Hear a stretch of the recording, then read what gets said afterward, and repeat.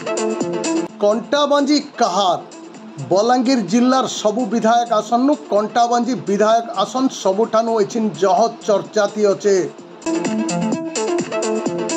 खोद मुख्यमंत्री नवीन पट्टनायक इखेपी कंटाबांजी विधायक प्रार्थी होइछन।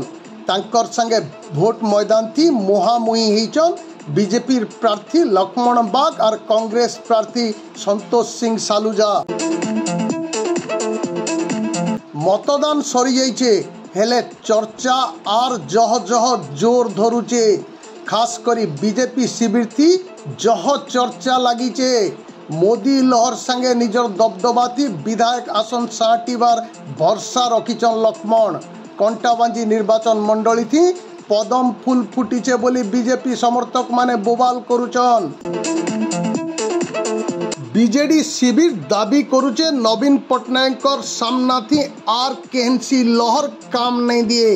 जहीं देखो शौक बाजुचे बीजेडी बाना उड़ुचे। इठाने कांग्रेस भी जितबार आशा बांधीचे। मातर सबु प्रार्थी कपाल ईवीएम मेसीन भितरे बंद होकर अच्छे।